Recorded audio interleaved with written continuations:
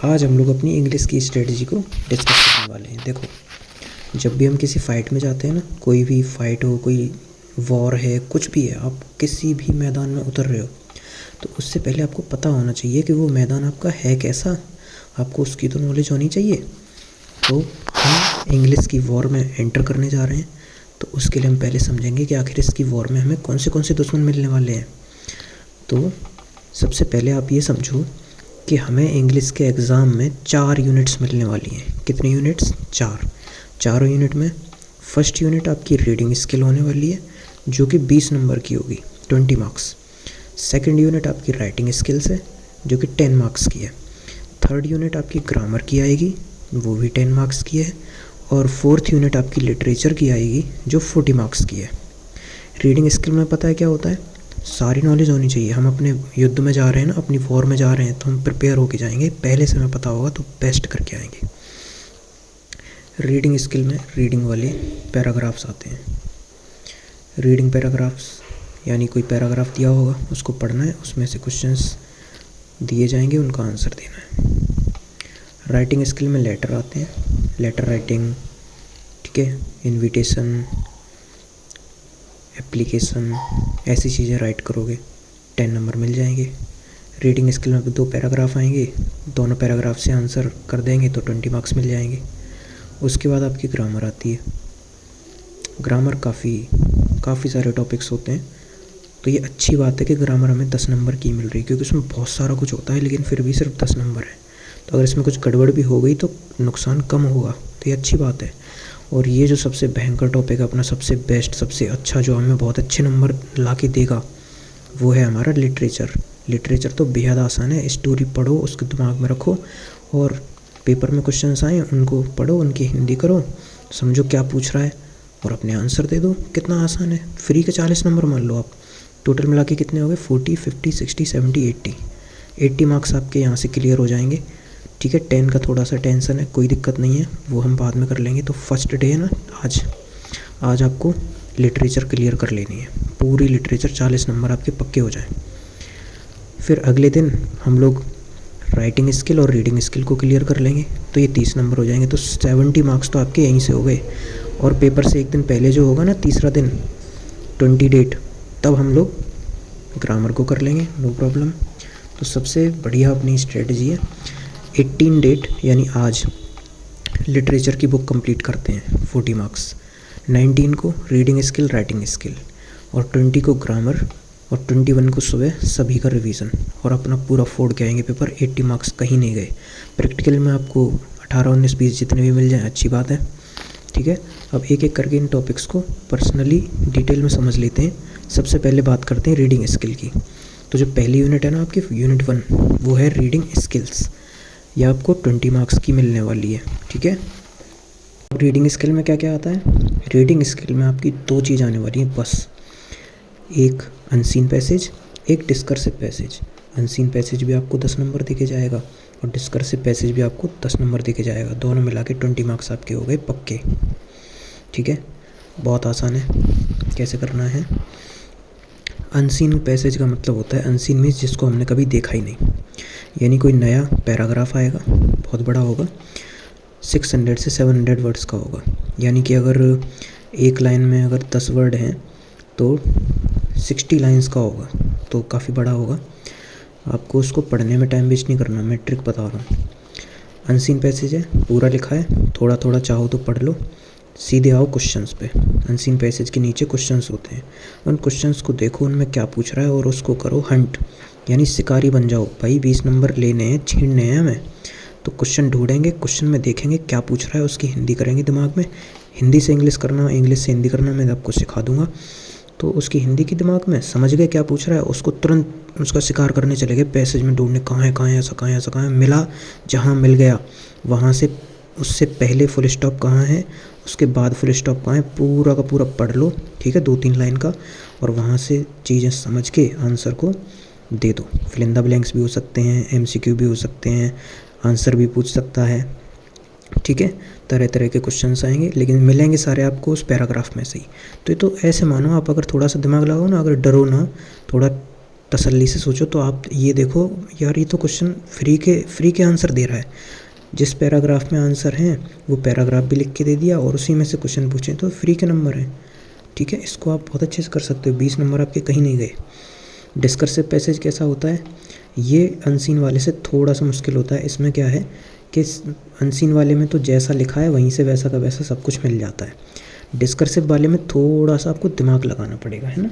जैसे कहानी का मतलब क्या है, कहानी क्या बोलना चाह रही है ना। कुछ वो वैल्यूज़ होती है ना इंसानों की, जैसे मान लो कोई अगर पर्यावरण पे कोई पैराग्राफ है ना, एनवायरनमेंट पे, तो उसमें साफ साफ बोलेगा नहीं ऐसा करना चाहिए, लेकिन आपसे पूछ लेगा कि एनवायरनमेंट को हमें बचाने का क्या फ़ायदा होता है, मतलब कुछ आपसे नॉलेज थोड़ी सी पूछ लेगा, उससे आपका डिस्कर्सिव पैसेज हो जाएगा। ठीक है, और एक चीज़ और देखना कि जैसे मान लो इसके 5 क्वेश्चन आए, तो शुरू के क्वेश्चन शुरू के पैराग्राफ से मिलेंगे और लास्ट के क्वेश्चन नीचे वाले पैराग्राफ से मिलेंगे, पर ये कोई कंपलसरी नहीं है, आगे पीछे भी हो सकते हैं।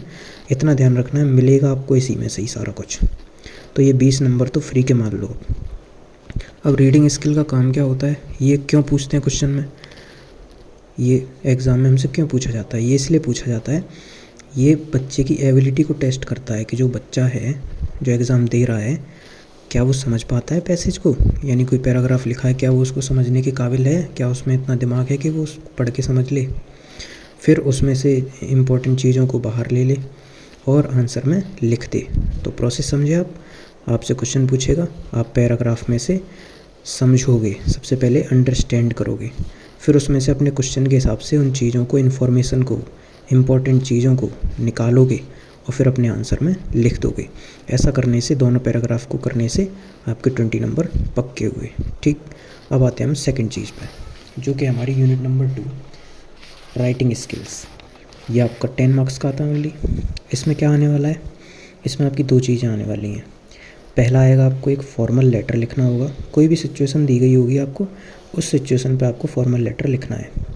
जैसे हो सकता है आपकी कॉलोनी में कोई इम्प्रूवमेंट होना हो, म्यूनिसिपैलिटी को आपको लेटर लिखना है, ठीक है, या फिर लाइट की समस्या है उस पर लेटर लिखना है। बहुत सारी चीज़ें होती हैं, आपको फॉर्मल लेटर लिखना है। फॉर्मल लेटर और इनफॉर्मल लेटर, दो प्रकार के लेटर होते हैं।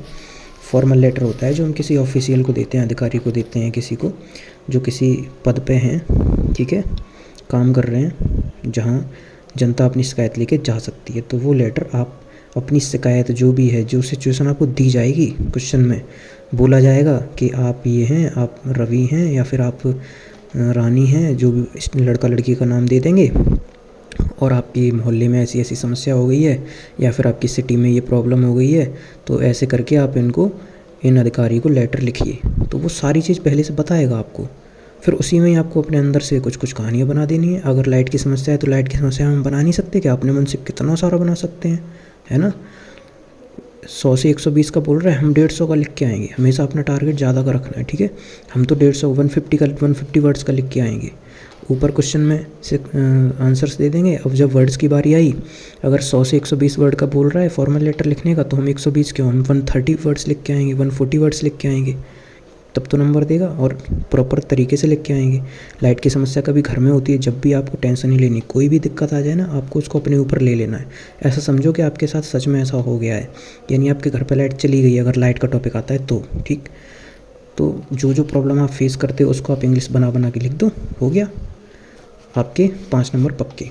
फिर बचे हुए 5 किससे मिलेंगे, 10 में से 5 तो लेटर से मिल गए, 5 इससे मिलेंगे। ये क्या है, ये चीज़ देखो, ये एक एनालिटिकल पैराग्राफ आता है। जैसे आपने मैथ्स में देखा है ना, स्टैटिक्स में आपने पढ़ा है, ग्राफ होते हैं, चार्ट होते हैं, बार ग्राफ होता है, तरह तरह के ग्राफ्स होते हैं, उनमें कुछ नॉलेज दी जाती है, कुछ जानकारी होती है कि स्कूल में इतने स्टूडेंट्स हैं और वो ये स्पोर्ट पसंद करते हैं, तो ऐसा करके एक ग्राफ होता है। उस ग्राफ को पढ़ के आपको आंसर देने हैं, ठीक है। 2 चीज़ें दी जाएंगी आपको, मैप हो सकता है, चार्ट हो सकता है, ग्राफ हो सकता है। उन 2 में से आपको एक को चूज़ करना है, आपकी चॉइस है। और लेटर में भी 2 लेटर होंगे, 2 सिचुएशन होंगी, है ना, अलग अलग सिचुएशन हो सकती हैं।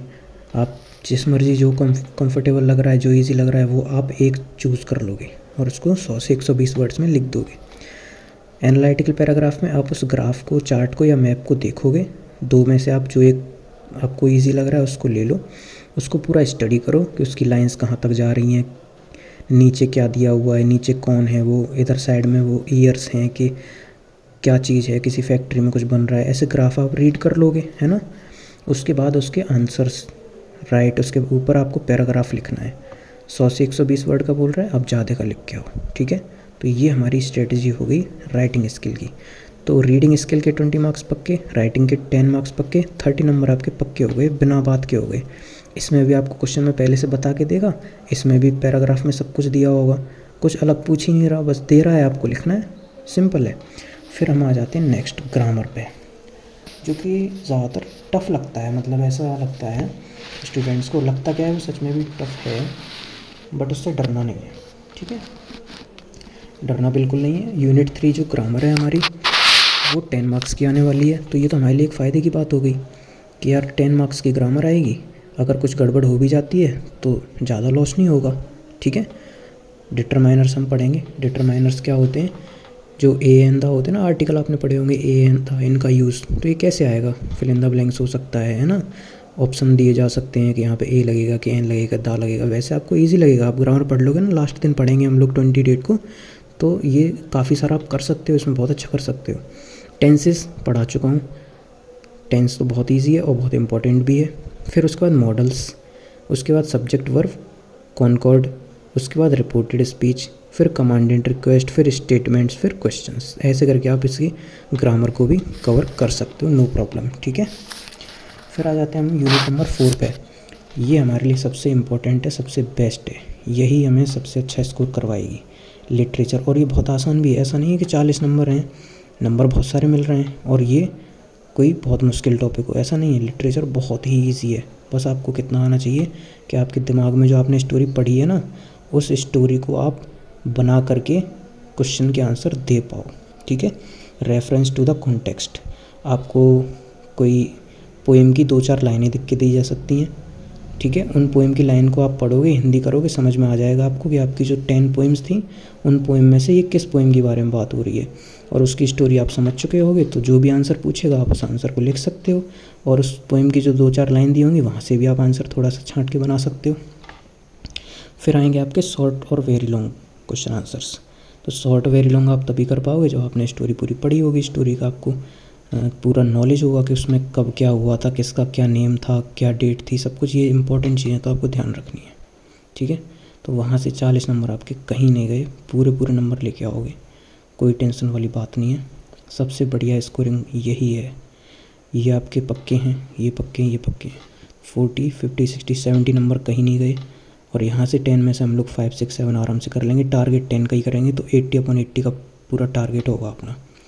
तो ये इसका पूरा एक आपका सिचुएशन हो गई कि एग्ज़ाम कैसा आने वाला है, किस यूनिट में कितनी क्या चीज़ें पूछी जाएंगी। तो अब इसके बारे में डिटेल में हम लोग बात करते हैं, ठीक है।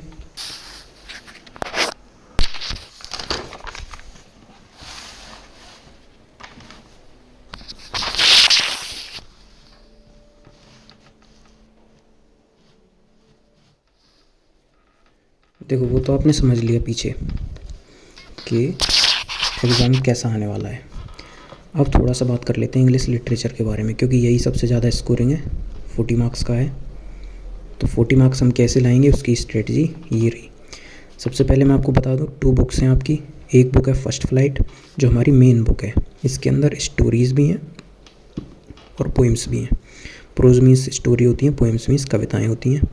फिर जो सेकेंड बुक है वो हमारी सप्लीमेंट्री बुक है, उसका नेम है फुटप्रिंट्स विदाउट फीट, ठीक है।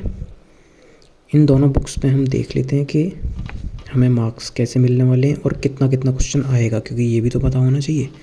तो देखो, जो आपकी फर्स्ट फ्लाइट बुक है ना, मेन बुक, उसमें आपको 5 शॉर्ट आंसर मिलेंगे, शॉर्ट क्वेश्चंस मिलेंगे, जिनमें से आपको ओनली 4 करने हैं, यानी कि चॉइस है आपके पास।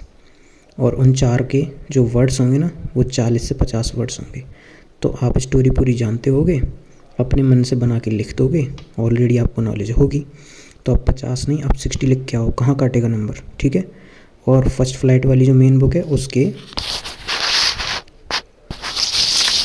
लॉन्ग 2 आएंगे, और दोनों लॉन्ग में से आपके पास चॉइस होगी, आप एक लॉन्ग करके आओगे ओनली, ठीक है। और वो लॉन्ग आपका 120 वर्ड्स का होना चाहिए। तो 120 से ज़्यादा करके आएंगे, हम क्यों पीछे हटें, हमें तो पूरा नॉलेज है, हम पढ़ चुके हैं, ठीक है।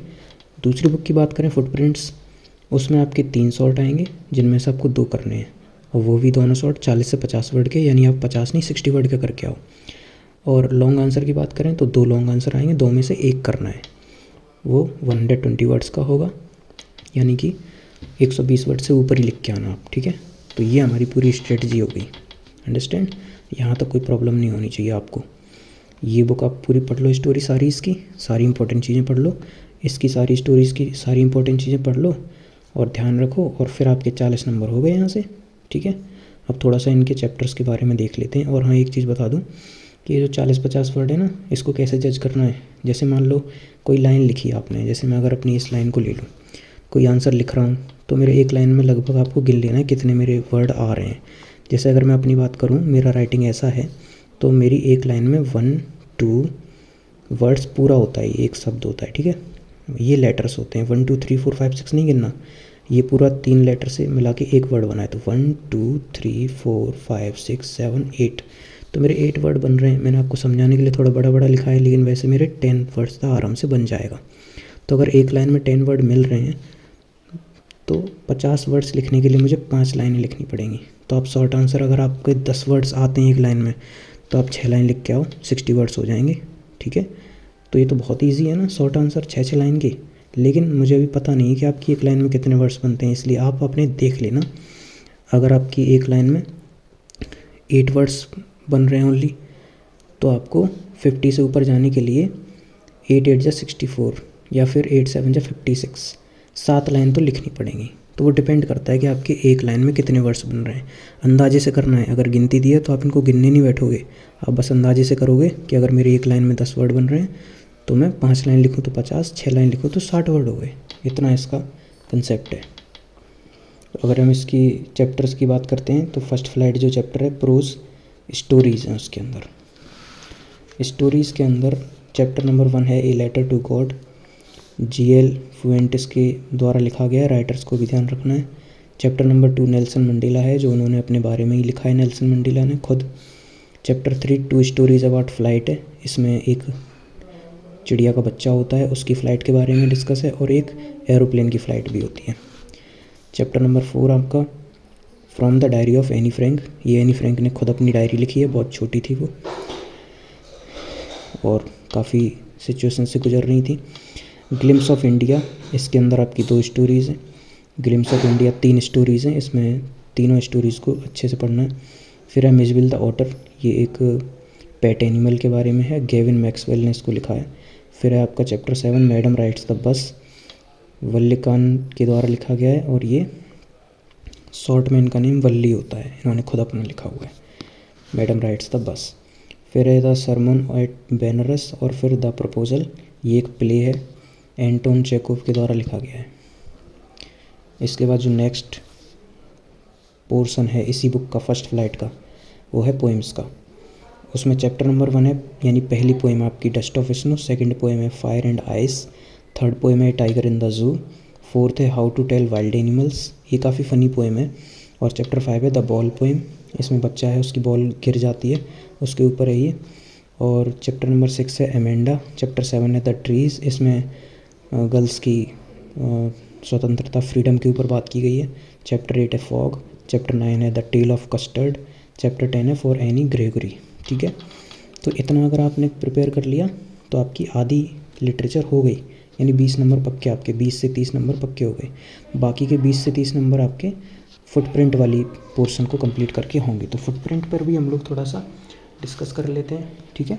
फुटप्रिंट पर डिस्कस करते हैं। चलो, फुटप्रिंट्स जो है आपकी, वो तो इससे भी इजी है।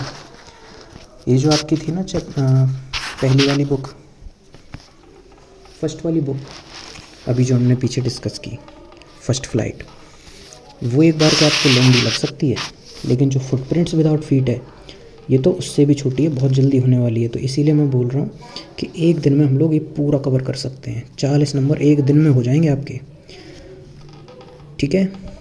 फुटप्रिंट्स विदाउट फीट, ये सप्लीमेंट्री बुक है, काफ़ी पतली है, काफ़ी कम लंबाई के चैप्टर हैं, बहुत अच्छी स्टोरीज़ हैं, छोटी छोटी स्टोरीज़ हैं, काफ़ी इंटरेस्टिंग है। चैप्टर 1 है a triumph of surgery. Chapter 2 है the thief's story, Ruskin Bond के द्वारा। Chapter 1 triumph of surgery James Herriot के द्वारा। Chapter 3 the midnight visitor Robert Arthur ने लिखी है। Chapter 4 question of trust Victor Canning ने लिखी है। और chapter 5 footprints without feet H.G. Wells ने लिखी है। The making of a scientist Robert W. Peterson ने लिखी है। द नेकलेस गाई डी मोसोपेसेंट ने लिखी है। और भोली K.A. अब्बास ने लिखी है। और the book that saved the earth ये क्लेयर बॉयको ने लिखी है। तो इतना आप आराम से कर लोगे एक दिन में, तो आपका 40 मार्क्स आपका यहाँ से पक्का हो जाएगा। फिर 19 डेट को अगले दिन हम लोग अपने 30 नंबर पक्के करेंगे, ठीक है। और लास्ट वाले दिन हम लोग अपना ग्रामर पक्का करेंगे और इन सभी का रिवीजन भी करेंगे। और पेपर से अगले दिन सुबह सारा का सारा रिवीजन करेंगे। ये हमारी पूरी स्ट्रेटजी है। काफ़ी आसान रहने वाला है, बिल्कुल टेंशन नहीं लेनी है।